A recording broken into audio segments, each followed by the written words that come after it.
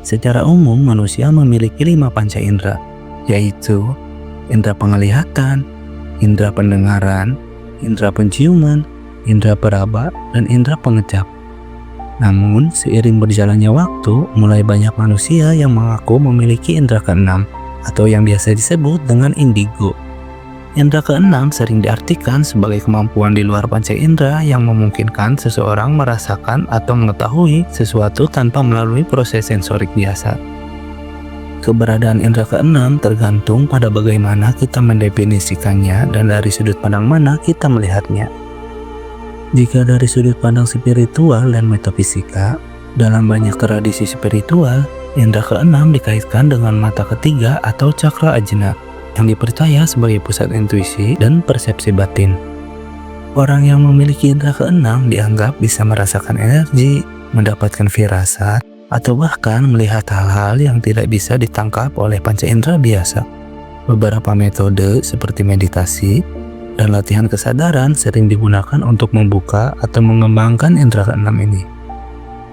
Sementara dari sudut pandang ilmiah, hingga saat ini sains belum menemukan bukti bahwa manusia memiliki kemampuan persepsi ekstrasensorial seperti telepati, prekognisi, atau melihat masa depan, dan kemampuan membaca pikiran.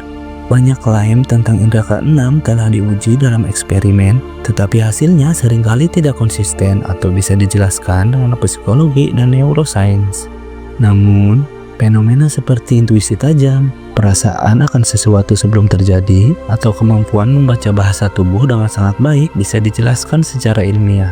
Meskipun demikian, beberapa aspek yang sering dianggap sebagai indera keenam dapat dijelaskan melalui mekanisme biologis dan psikologis, seperti intuisi, persepsi bawah sadar, dan pemrosesan informasi di otak.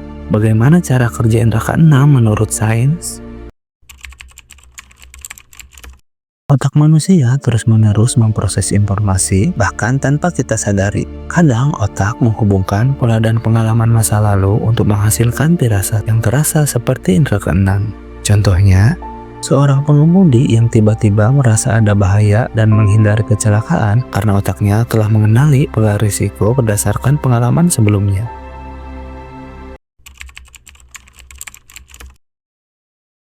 Otak memiliki sistem limbik yang bertanggung jawab atas emosi dan naluri. Bagian otak seperti amigdala dan korteks prefrontal bekerja secara otomatis dalam mengenali ancaman dan peluang tanpa perlu berpikir secara sadar.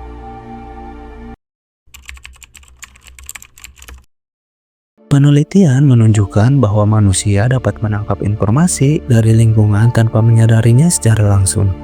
Misalnya, seseorang merasa tidak enak terhadap orang lain tanpa alasan yang jelas, padahal sebenarnya otak telah memproses mikroekspresi atau bahasa tubuh yang tidak sesuai.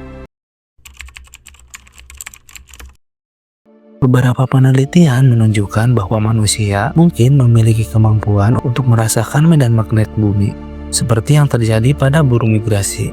Ini bisa menjelaskan mengapa beberapa orang memiliki naluri atau arah yang lebih baik daripada yang lain. Kadang-kadang orang merasa meramalkan sesuatu yang akan terjadi, tetapi sebenarnya otak hanya menggabungkan informasi yang sudah ada dan membuat perkiraan yang akurat. Ini mirip dengan bagaimana kecerdasan buatan atau AI membuat prediksi berdasarkan pola data. Dalam sudut pandang sains, indera keenam bukanlah kekuatan supranatural, tetapi lebih kepada pemrosesan informasi yang cepat, intuisi, dan persepsi bawah sadar.